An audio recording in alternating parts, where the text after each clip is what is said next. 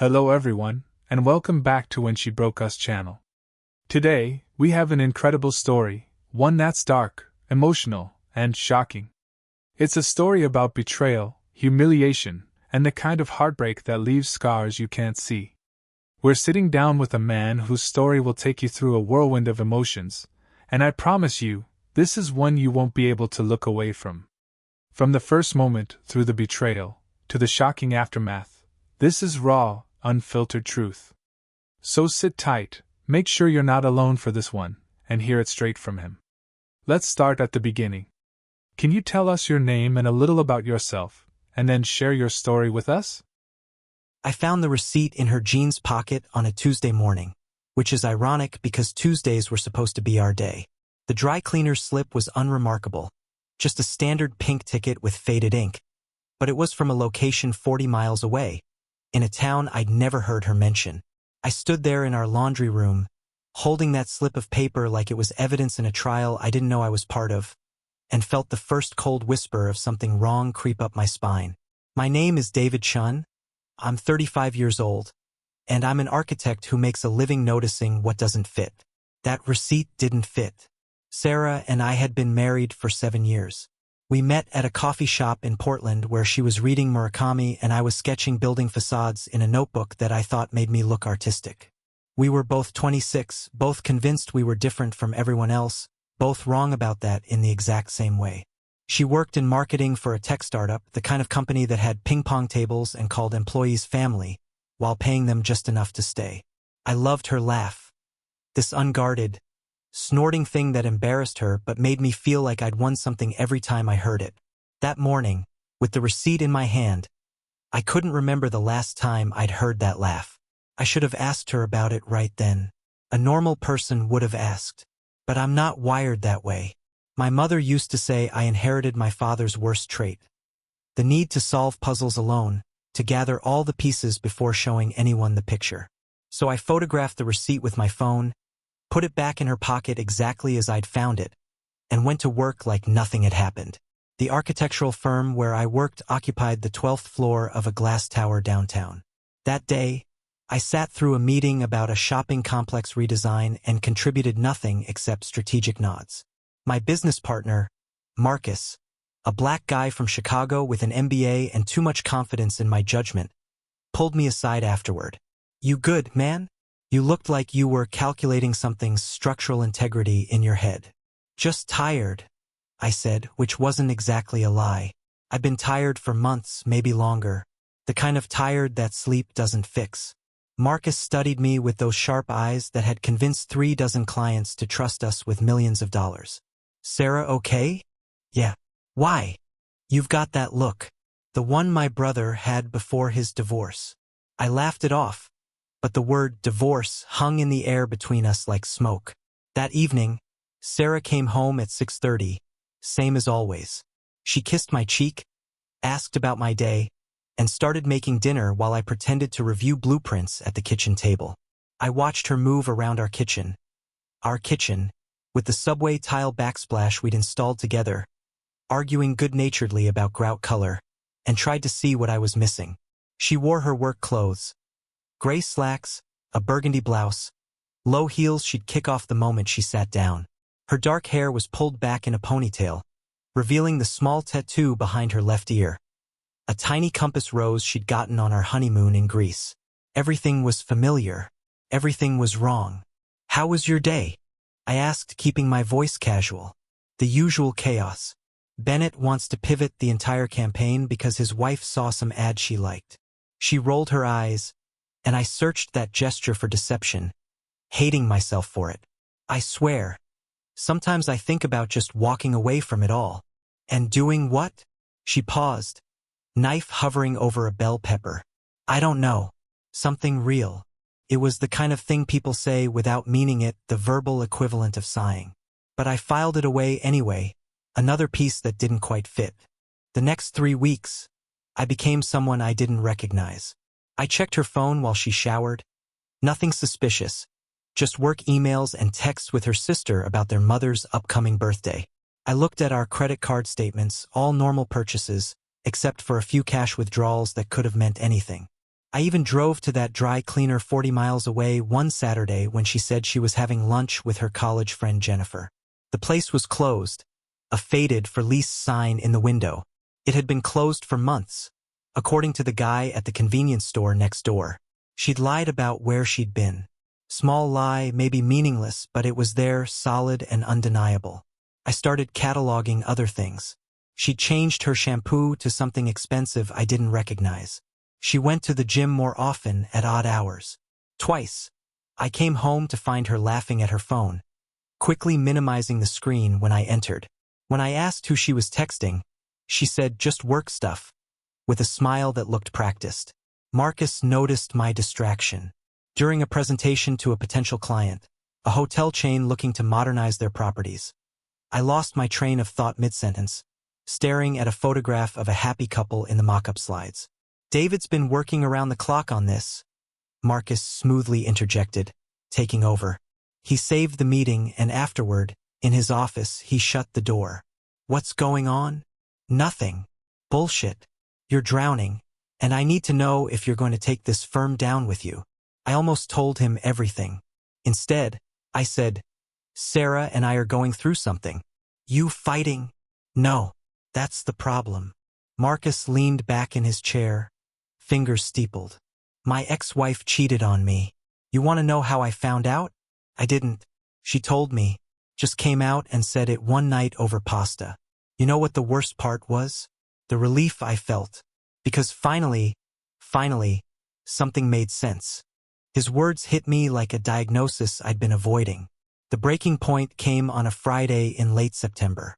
Sarah came home earlier than usual, around 5, with an energy I hadn't seen in months. She was practically glowing. There's a party tonight, she said, already heading upstairs. Some of the people from work. It's at Bennett's lake house. I didn't know Bennett had a lake house. Yeah, it's about an hour away. You don't mind if I go, right? Everything about the moment felt scripted. The casual tone, the assumption of my agreement, the way she was already upstairs before I could process what she'd said. When will you be back? Late, probably. Don't wait up.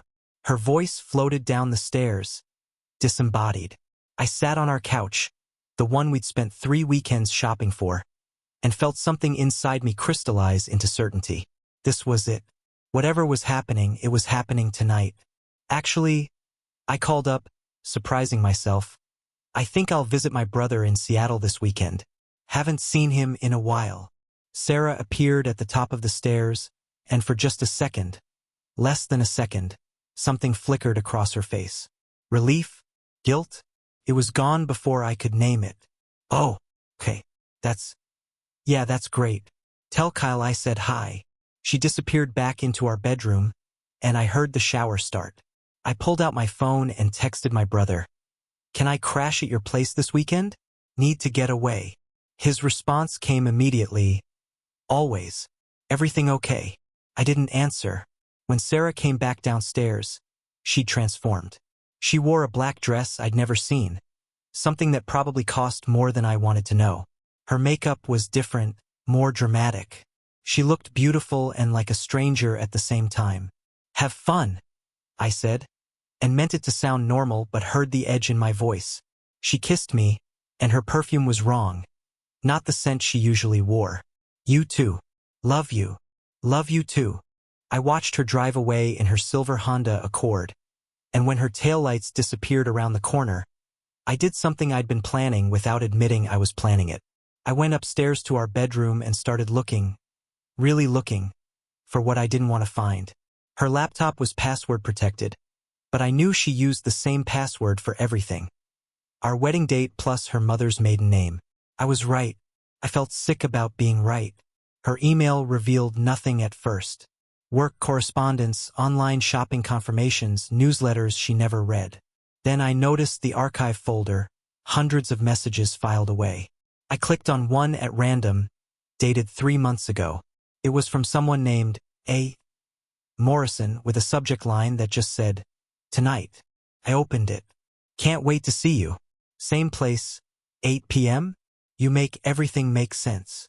My hands were shaking as I scrolled through more. Months of correspondence, carefully archived, never deleted. Plans for meetings, inside jokes I wasn't part of, and one message from 6 weeks ago that made my stomach drop. I know this is complicated, but we can't keep doing this. We need to decide. Sarah's response: I know. I'm just not ready to blow everything up yet. Give me time. I sat there in front of her laptop, in our bedroom that smelled like her perfume, and felt my marriage dissolve around me like wet paper. The rational part of my brain tried to find alternative explanations, but the architect in me knew. When a structure has this many cracks, the foundation is gone. I could have confronted her when she got home. Could have called her right then. Instead, I did something that seemed perfectly logical in that moment and completely insane in retrospect. I decided to disappear. I threw clothes into a duffel bag, grabbed my laptop and some cash I'd been saving for a surprise anniversary trip we'd never take, and walked out of our house. I didn't leave a note. I just left. The drive to Seattle took 4 hours, and I spent all of them replaying our 7 years together, looking for the moment where I'd missed it. Was it a year ago when she seemed distant? 2 years? Had she ever really loved me, or had I constructed that belief from nothing, the way I constructed buildings from empty space? Kyle's apartment was small and smelled like coffee and bachelor life. He opened the door, took one look at me and said, "Jesus, what happened?" "Sarah's having an affair." He pulled me inside, and I told him everything. The receipt, the emails, the feeling that had been growing in my chest like a tumor. He listened without interrupting, which was unlike him. Kyle was 2 years younger, a software engineer who believed every problem had a logical solution if you just wrote the right code. "What are you going to do?" he finally asked. "I don't know. You should talk to her." "I can't. Not yet." What I didn't tell him was that I had a plan, or the beginning of one. I'd spent my career designing spaces, understanding flow and function and how people move through the world. I could redesign my own life the same way. I just needed time to think, to plan, to make sure I didn't do anything I'd regret. My phone rang constantly that night. Sarah, over and over. I didn't answer. She left voicemails that progressed from confused to worried to angry. "David, where are you? Your brother says you're not there. This isn't funny. Call me back." But I wasn't at Kyle's. I'd lied to him too. I was in a motel off I-5, the kind of place that rented by the hour and asked no questions. I sat on a bed that sagged in the middle and finally listened to her messages. The last one, left at 2 a.m., was different. Her voice was small, scared. "David, please. I came home and you're gone. All your stuff is gone. What's happening? Did something happen to you? I'm calling the police if you don't call me back." I almost called her then. Almost. Instead, I turned off my phone and lay in the dark, listening to people in neighboring rooms living their own messed up lives. The next morning, I made a decision. I wasn't going back. Not yet, maybe not ever. I had money, the anniversary fund, plus a decent amount in my personal account Sarah didn't have access to. I could work remotely. My laptop had everything I needed. I could disappear, completely, and figure out who I was when I wasn't someone's husband. Over the next 2 weeks, I moved like a ghost through the Pacific Northwest. I stayed in cheap motels, worked on freelance projects under a pseudonym, and didn't contact anyone. Sarah reported me missing, according to Kyle, who'd been fielding calls from police and Sarah's family. Kyle, to his credit, told them he didn't know where I was, which was technically true. I imagined Sarah's panic, her confusion, and felt a dark satisfaction that made me hate myself. But I couldn't stop. This was my power, the only control I had, to withhold myself to make her feel what I'd been feeling. 3 weeks after I left, I called Kyle from a burner phone. "Are you insane?" he screamed. "Do you have any idea what you've put everyone through? Sarah thinks you're dead. Mom had a panic attack. The police are looking for you." "I'm fine. Where are you?" "It doesn't matter. Tell Sarah I'm alive. Tell her I need space. Don't tell her anything else." "David, listen to yourself. This is crazy. Whatever's going on with Sarah, this isn't the answer." "Did she tell you about him? About Morrison?" Silence. "Did she?" "She said it's not what you think." I laughed. and it sounded unhinged even to me. That's what they all say. I hung up before he could respond. Kyle did what I asked. Told Sarah I was alive but didn't want to be found. She tried everything to reach me. She posted on social media, changed her profile picture to one of us from our honeymoon, wrote long posts about how much she loved me. She called Marcus daily, thinking I might contact him. She even hired a private investigator, according to Kyle, who'd become my reluctant messenger. I watched it all from a distance, like observing an experiment. Part of me wanted to feel guilty, but mostly I felt vindicated. She'd been lying to me for months. Let her know how it felt to be kept in the dark. I moved to Spokane, rented a furnished apartment under an assumed name, and started building a new life. It was easier than I expected. I took freelance architectural work online, used cash for everything, kept my head down. I grew a beard, cut my hair short, wore glasses with plain lenses. I looked enough like someone else that I could pretend to be someone else. 6 months passed. Then a year. Sarah stopped posting about me, stopped calling Marcus, stopped searching. She moved on, I told myself. Good. That meant I could too. But I didn't. I followed her social media from fake accounts, watched her life continue without me. She got promoted at work. She adopted a dog, a golden retriever she named Scout. She seemed happy, or at least she seemed like someone performing happiness for an audience that had stopped watching. I dated occasionally, using a fake name and vague answers about my past. Nothing serious, nothing real. How could it be? I was a ghost haunting my own life. Marcus called me once, about 15 months after I left. I'd given him the burner phone number, sworn him to secrecy. "You need to deal with this," he said without preamble. "You're not just hurting her. You're destroying yourself." "I'm fine. You're living in a cave, David. You're not even using your real name. That's not fine." "Did she ask you to call me?" "No. She thinks you might be dead. She's filed for divorce, citing abandonment. It'll be final in 6 months if you don't contest it." The word divorce should have hurt more than it did. "Let it go through," I said. "David, tell her I hope she's happy. Tell her I don't blame her." "That's a lie." "Yeah," I admitted. "It is." I hung up and sat in my sparse apartment, looking at the life I'd constructed from absence and anger. Marcus was right. I was in a cave and I'd sealed the entrance myself. But I still couldn't go back. Going back meant facing what I'd done, what she'd done, what we'd become. It meant admitting I'd thrown away 7 years of marriage without even having a conversation. It meant being wrong about everything. So I stayed disappeared. Until 2 years and 3 months after I left, when someone knocked on my door at 9 o'clock on a Thursday night. I wasn't expecting anyone.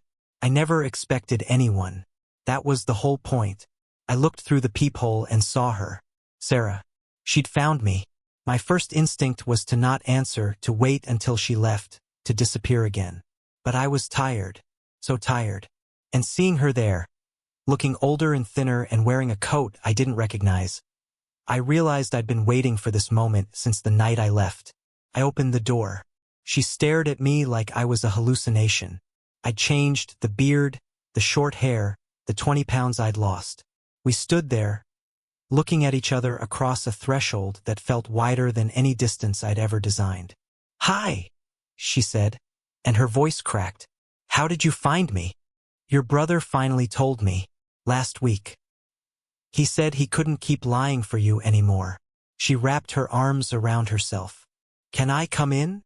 I stepped aside, and she entered my small, impersonal apartment.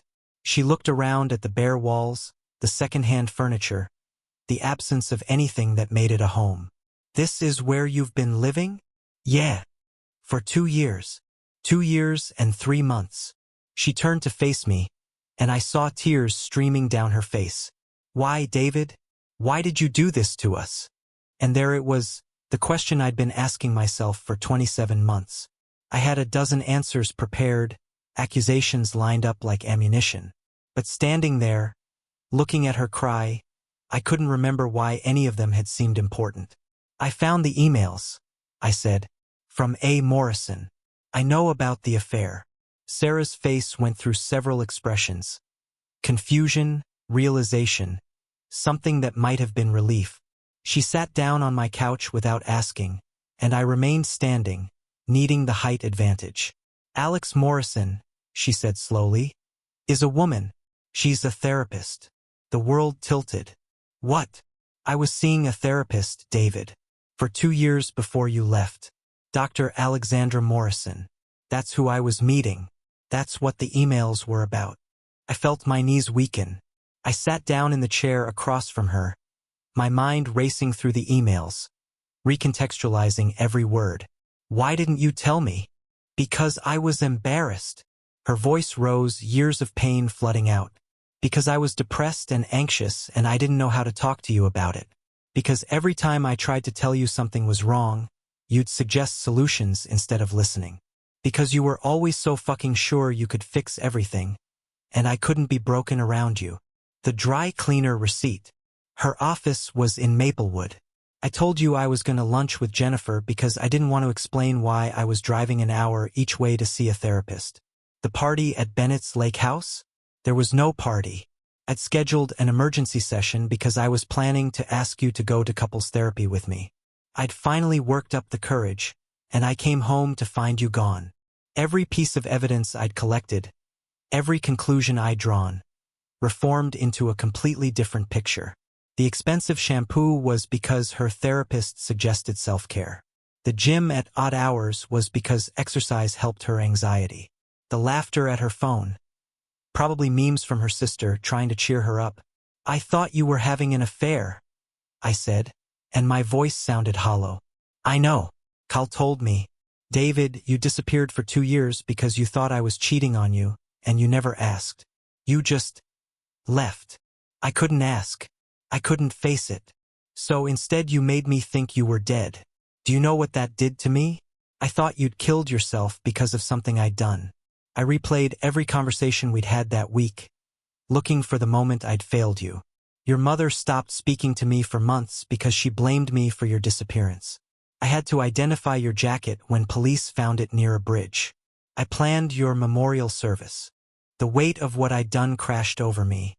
I thought I was the victim in this story, but I'd been the architect of our destruction. Sarah, and you want to know the really fucked up part? She was crying harder now.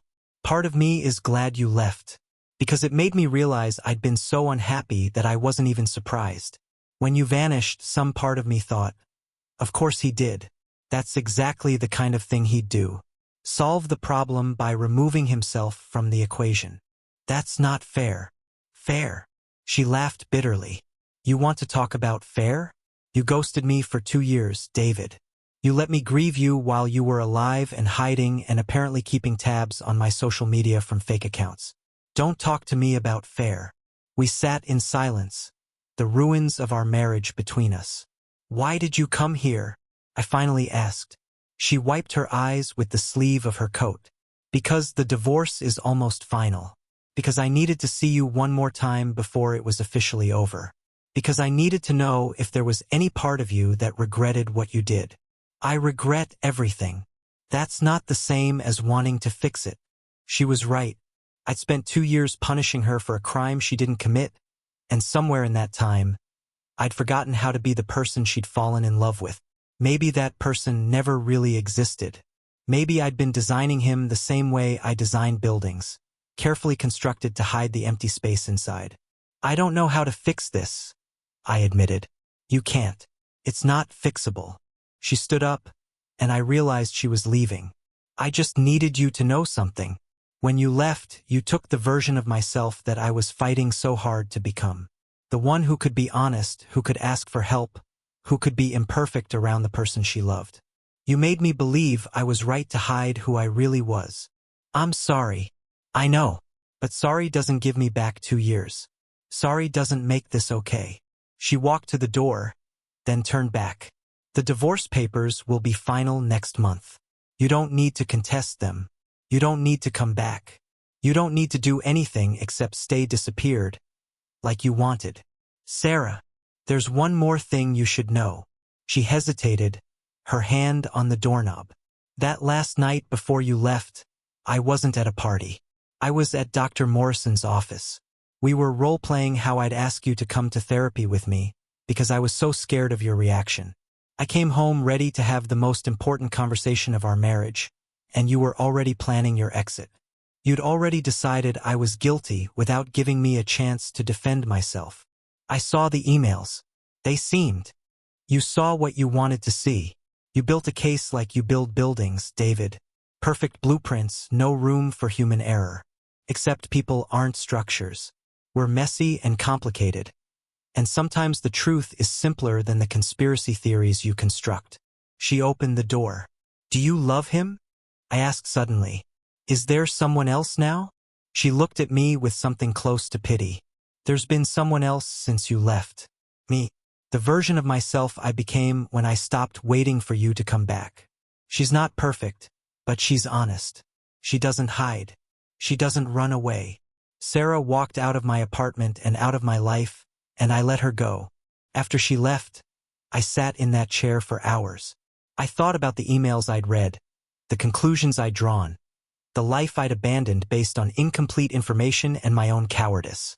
I'd been so certain, so sure of my narrative. I'd been wrong about everything. I pulled out my phone.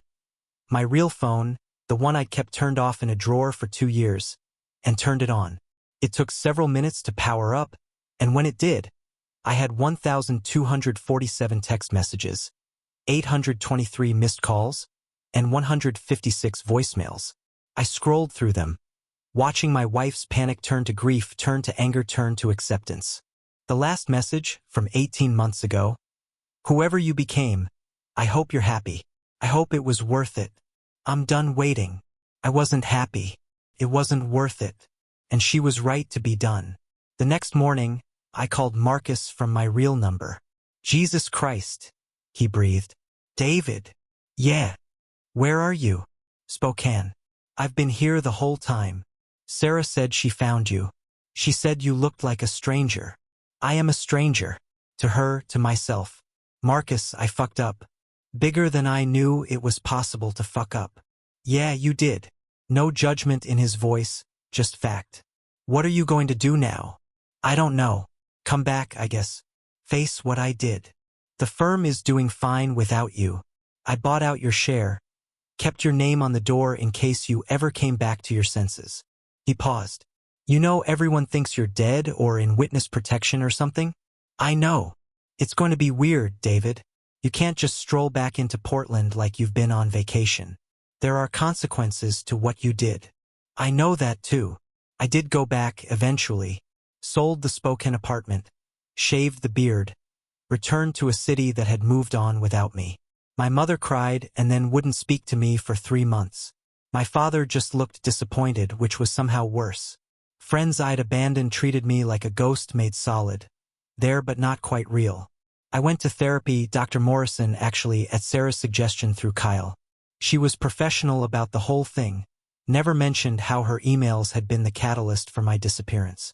We talked about avoidance, about constructing narratives to avoid difficult truths, about how I'd rather destroy my life than confront my fears. You're an architect, she said during one session. You understand that sometimes you have to demolish a structure before you can build something new. You demolished your marriage, David. The question is, what are you going to build in its place? I didn't have an answer. The divorce went through. Sarah and I met once at a lawyer's office to sign papers. She looked healthy, put together, like someone who'd survived something terrible and come out stronger. I looked like exactly what I was. Someone still figuring out how to exist in the world he'd burned down. Are you okay? She asked, and I heard genuine concern in her voice, which made it worse. No, but I will be. Good. She signed the papers with a pen I'd given her for her birthday 4 years ago. I noticed she still wore the compass tattoo behind her ear. I hope you find whatever you were looking for when you disappeared. I wasn't looking for anything. I was running away. I know. But maybe now you can stop running. She left before I finished signing, and I watched her go for the second and final time. That was 6 months ago. I live alone in a small apartment in Portland, not far from where Sarah and I used to live. I work part-time with Marcus, rebuilding my reputation one project at a time. I go to therapy every week. I'm learning to sit with discomfort instead of designing elaborate escapes. Sometimes I see Sarah around town. She got engaged last month to a woman named Rachel, a veterinarian she met through the dog park. They look happy in the photos. I don't let myself stare at too long. I'm genuinely glad for her, which surprises me. Maybe that's growth, or maybe it's just acceptance. I'm dating someone now, a teacher named Emma who knows my whole story and dates me anyway.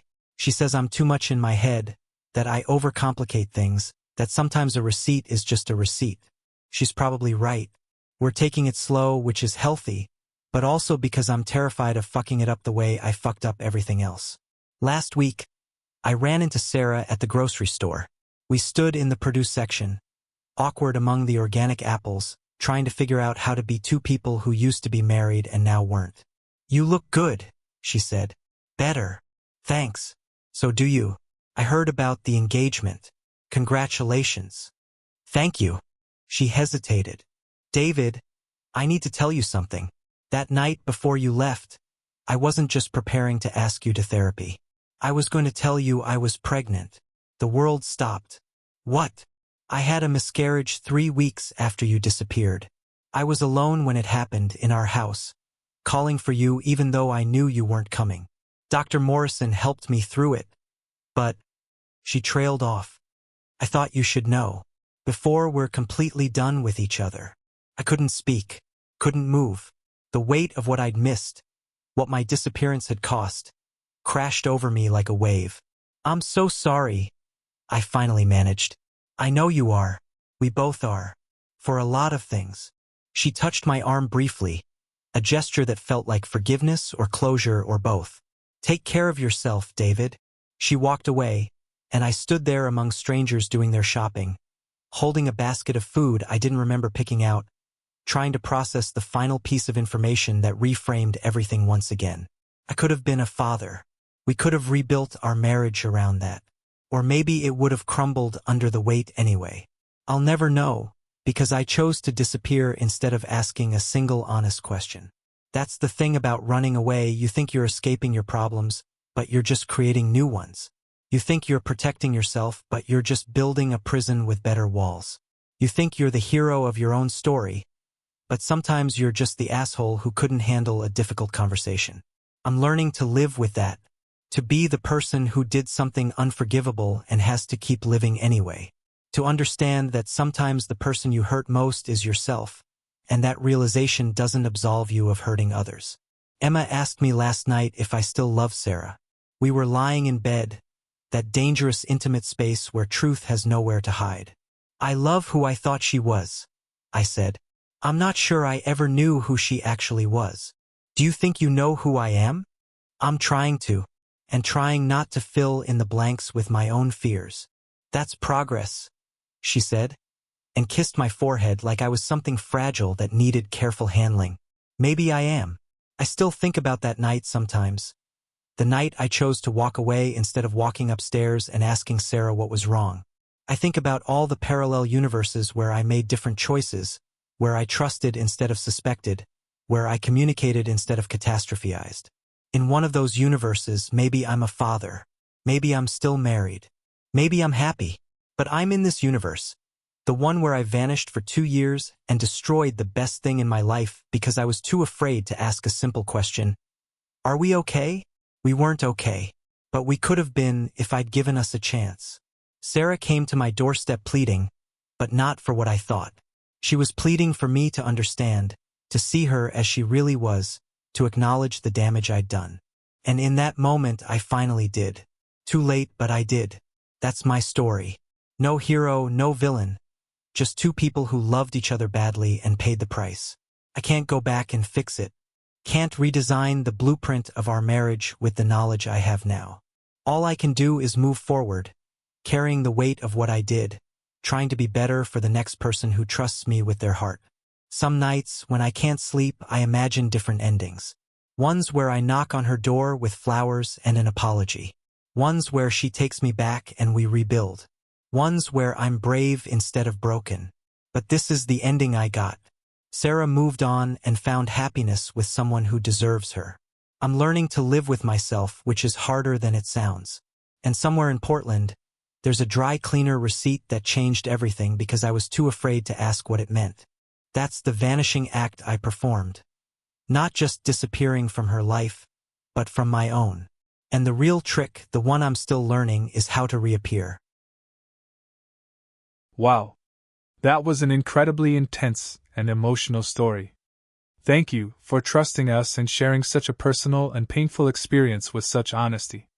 Your journey, from betrayal, humiliation, and heartbreak, to reclaiming your life and dignity, is truly powerful, and I know it will resonate with many of our viewers who have faced similar struggles. To everyone watching, this story is a reminder of the strength we all have inside us, even in the darkest moments. If Michael's story moved you, made you think, or helped you reflect on your own life, I encourage you to leave a comment below. Share your thoughts, your experiences, or simply your support, it all matters. And don't forget to subscribe to When She Broke Us for more raw, real, and unfiltered stories of betrayal, resilience, and personal growth. Every story here reminds us that even through pain, there's a way to reclaim our power and dignity. Thank you for watching, and remember, your strength is greater than any betrayal, and your voice deserves to be heard.